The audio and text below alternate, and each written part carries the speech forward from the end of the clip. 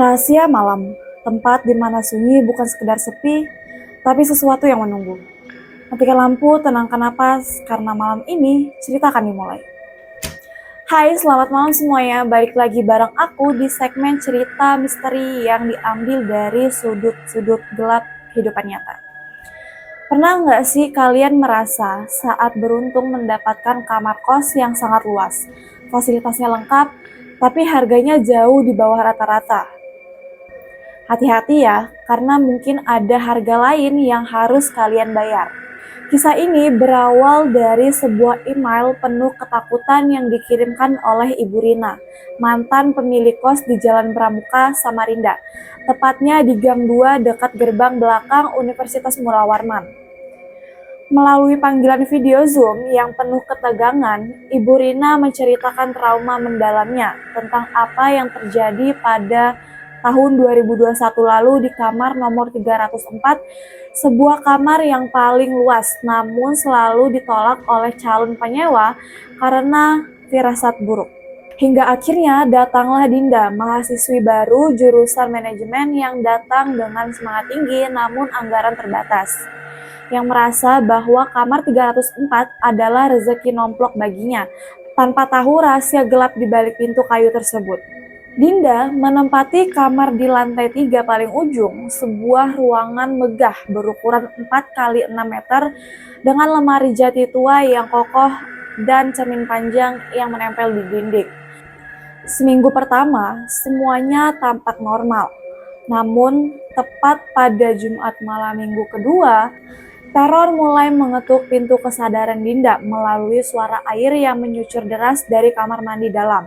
Awalnya dia mengira lupa mematikan keran. Namun, saat diperiksa, lantai kamar mandi kering kerontang dan keran tertutup rapat. Kejadian ini terus berulang setiap Jumat malam, tepat pukul 11. Bahkan suaranya semakin detail, suara gayung menyentuh lantai, gesekan sabun pada kulit, hingga desisan air, seolah ada seseorang yang sedang mandi dengan tenang. Padahal pintu terkunci rapat dari dalam. Anehnya, suara itu selalu berhenti tepat di jam tengah malam, meninggalkan Dinda dalam keheningan yang mencengkam. Puncak dari segala teror terjadi pada Jumat malam keempat saat Dinda pulang larut karena tugas kelompoknya. Saat ia sedang membersihkan wajah di depan cermin yang panjang, tepat pukul 11:30, suara mandi itu muncul kembali. Namun kali ini dibarengi dengan suara tangisan perempuan yang sangat menyayat hati. Melalui pantulan cermin, insting Dinda memaksanya melihat ke arah atas lemari jati belakangnya.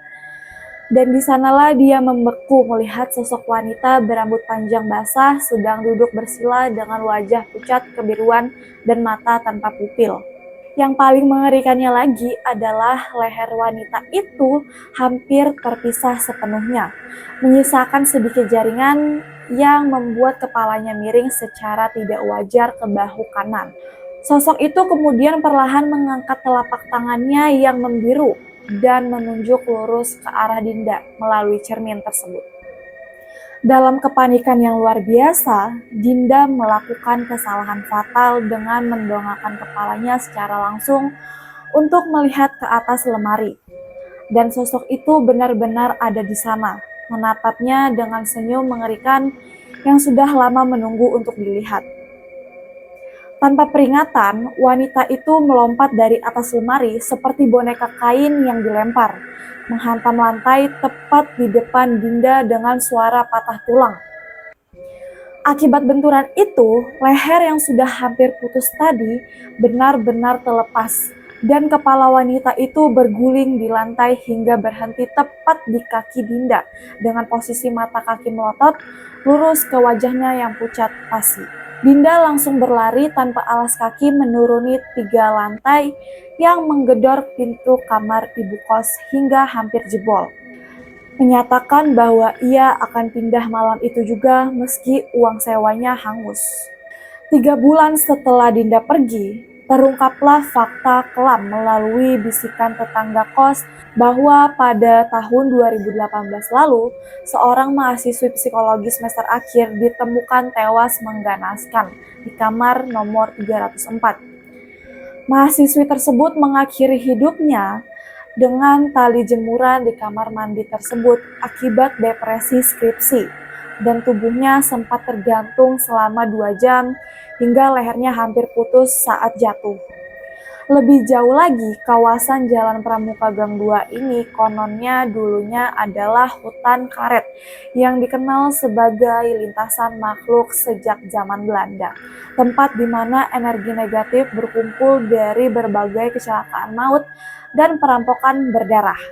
Tanah tersebut dipercayai akan selalu menarik entitas yang sesuai dengan kematian strategis di masa lalu, menjadikan sosok wanita leher putus itu sebagai bagian permanen dari bangunan tersebut. Kisah Dinda ini adalah peringatan nyata bagi kita semua bahwa tidak semua yang murah itu menguntungkan. Terkadang harga yang murah adalah tebusan untuk sesuatu yang tidak bisa dilihat mata telanjang. Hingga hari ini Dinda masih membawa luka batin yang membuatnya tidak berani bercermin di malam hari. Nah, bagaimana menurut kalian? Apakah ada yang punya pengalaman serupa saat mencari tempat tinggal atau kos yang terasa terlalu murah? Tuliskan cerita kalian di kolom komentar ya. Siapa tahu cerita kalian bisa menjadi episode misteri berikutnya. Jangan lupa untuk like jika kalian menyukai kisah ini dan share video ini ke teman-teman seperjuangan skripsi kalian. Dan subscribe agar tidak ketinggalan update cerita mistis lainnya. Sebelum tidur, jangan lupa periksa bagian atas lemari kalian ya. Saya pamit, salam misteri.